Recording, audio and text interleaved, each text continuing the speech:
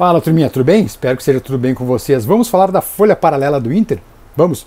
É um problema que assola o clube todo o mês. Mas antes, um recadinho da OneXBet. Fala, turma, tudo bem? Dá uma baita de uma dica para vocês agora. Você já conhece a OneXBet? Não? Então vá no link que está na descrição e se cadastre já na OneXBet. Por quê? Porque é o teu site de apostas esportivas e que te dá até 100% de bônus. Se você depositar R$50, terá mais R$50 de bônus. E fica com até R$100 para apostar e por aí vai.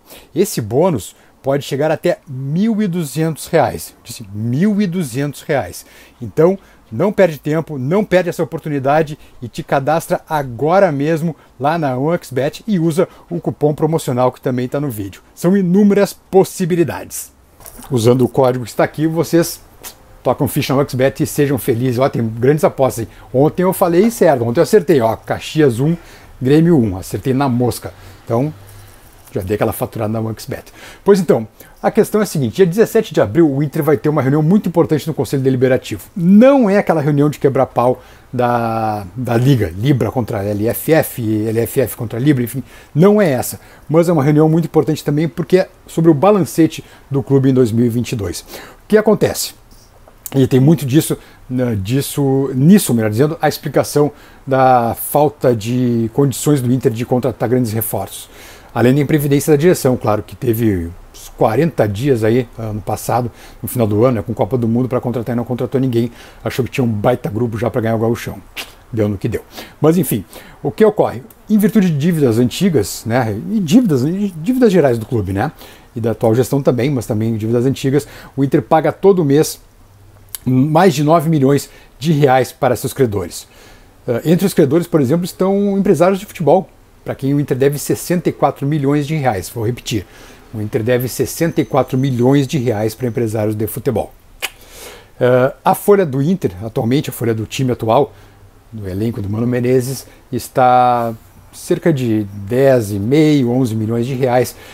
Mais de 9 milhões com certeza, mas aí tu coloca os encargos e ela dá um salto a mais ali, né? 10 milhões e meio, 11 milhões, mais ou menos isso. Ou seja, o Inter só em dívidas paga quase uma outra folha salarial. São duas folhas, na verdade, a do time atual e de dívidas antigas, né?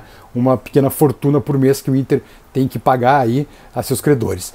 Outro dado interessante do balancete do ano passado, agora que vai ser avaliado em 17 de abril pelos conselheiros, é que o Inter, apesar de tudo, teve superávit. Um superávit mínimo, né? Um superávit de R$1 milhão, claro que para nós é muito, mas para um clube é nada, né? Mas não ficou no vermelho, né? Sem trocadilho algum, né? Sem querer fazer trocadilho, um superávit de R$1 milhão do ano passado, final do ano passado.